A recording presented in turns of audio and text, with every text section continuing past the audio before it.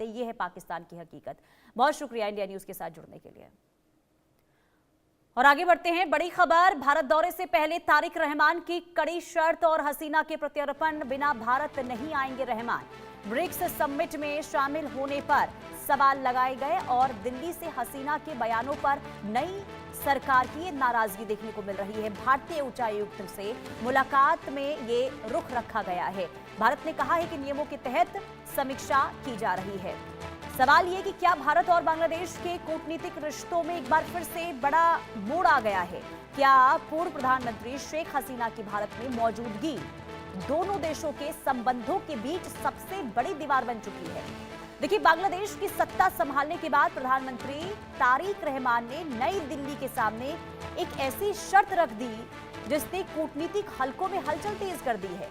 खबर है कि ढाका ने स्पष्ट ये कर दिया है कि जब तक भारत सरकार पूर्व पीएम शेख हसीना को बांग्लादेश के हवाले नहीं करती, तब तक प्रधानमंत्री तारिक रहमान का कोई भी भारत दौरा संभव नहीं होगा। आपको बता दें कि भारत ने अगले महीने नई दिल्ली में आयोजित होने वाले ब्रिक्स सम्मेलन के आउटरीच सेशन के लिए बिम्स्टेक अध्यक्ष के तौर पर तारिक रहमान को आमंत्रित किया था।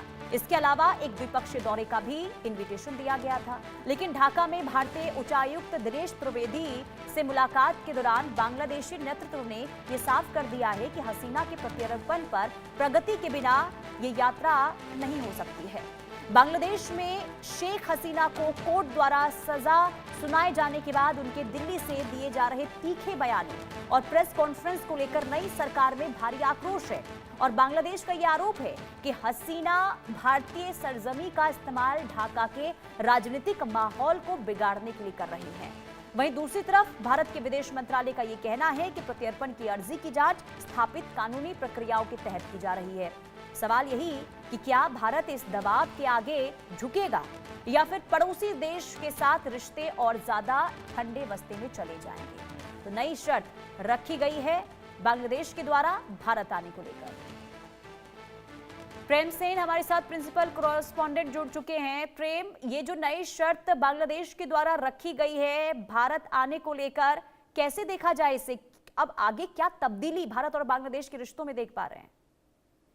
जी देखिए, भारत और बांग्लादेश के रिश्ते जो काफी एक नई मोड़ पे आ चुके हैं, क्योंकि जब शेख हसीना की गवर्नमेंट गिरी और फिर यूनिस गवर्नमेंट आई, चाहे वो यूनिस की इंटरिम गवर्नमेंट हो या फिर तारिक रहमान की नई गवर्नमेंट हो, इनका जो स्टैंड रहा है ये एंटी आवामी लीग रहा है। और क्योंकि ये पूरा जो मूवमेंट किया गया, जो अपराइजिंग थी, ये हसीना के अगेंस्ट थी, बांग्लादेश के कोर्ट ने हसीना को क्राइम अगेंस्ट ह्यूमैनिटीज के अगेंस्ट दोषी पाया, जिसके तहत बांग्लादेश सरकार हसीना को, जो अभी इंडिया में है, उसको एक क्रिमिनल मानती है, जिसके तहत उनको सजा दी गई है। अब उसके एक्स्ट्राडिशन की अर्जी लगाई गई थी बांग्लादेश सरकार के द्वारा, जैसी वो लोग पावर में आए, जैसी बीएनपी इलेक्शंस के बाद पावर में आई, उन्होंने इंडिया के साथ अर्जी लगाई थी कि इनको, शेख हसीना को, जो फॉर्मर प्राइम मिनिस्टर है बांग्लादेश की, उनको एक्स्ट्राडाइट किया जाए और उनको जो कानूनी प्रक्रिया के द्वारा उनको सजा मिलेगी। पर हालांकि जो इंडियन गवर्नमेंट का स्टैंड रहा है कि पूरी कानूनी प्रक्रिया जो होगी उसके लिए एक प्रॉपर प्रोसीजर होता है। अभी जो हसीना है वो इंडिया में शरण लेके रह रही हैं और इसी अपडेट के चलते जो तारिक रहमान है, जो नए प्राइम मिनिस्टर हैं, खालिदा जिया के बेटे हैं, उन्होंने क्लियरली बोल दिया है कि जब तक भारत सरकार हसीना को एक्स्ट्राडाइट नहीं करती है तब तक वो भारतीय विजिट पे नहीं आएंगे। बिल्कुल। और देखिए, ये उम्मीद थी प्रेम की जब नई सरकार बनी है तो भारत और बांग्लादेश के बीच में जो रिश्ते हैं वो बेहतर हो सकते हैं, लेकिन अब जब ये शर्त रखी गई है और शेख हसीना को लेकर पहले भी नाराजगी बांग्लादेश की ओर से जताई गई है, तो आगे अब क्या हालात आप बनते हुए देख पा रहे हैं? क्या वाकई में भारत इस शर्त के सामने झुकता हुआ दिखाई देगा? देखिए, भारत का जो स्टैंड रहा है, अभी जो भारत के डिप्लोमेटिक रिश्ते हैं नई सरकार के साथ, हसीना एक क्रूशियल पार्ट है उसका, क्योंकि अगर देखिए बहुत क्लियरली बता दिया गया है कि शेख हसीना को जैसे ही वो लैंड करेंगे उनको अरेस्ट होगा और अरेस्ट होते ही उनको ट्रायल के थ्रू लिया जाएगा और मोस्ट प्रोबेबली उनको डेथ पेनल्टी दी जाएगी। अब ऐसे हालात में अगर भारत एक्स्ट्राडिशन करती है शेख हसीना का, उस सिचुएशन में सिचुएशन ऐसा होगा कि भारत के पास जो एक ट्रम्प कार्ड है शेख हसीना, क्योंकि शेख हसीना को ट्रम्प कार्ड इसीलिए देखा जा रहा है क्योंकि बांग्लादेश गवर्नमेंट जो बीएनपी भी आई है उसका इतना फ्रेंडली रिलेशन इंडिया के साथ अभी तक एस्टेब्लिश नहीं हुआ है। तो अगर कोई बैकअप में सिचुएशन रहनी चाहिए जिसकी वजह से इंडिया अभी थोड़ा सा अपना एक एक कदम जो बांग्लादेश की नई सरकार है उसके सामने फूक फूक के रख रही है। लेकिन इससे तो दो जो द्विपक्षीय संबंध हैं वो भी तो आगे बिगड़ते हुए दिखाई देंगे ना प्रेम।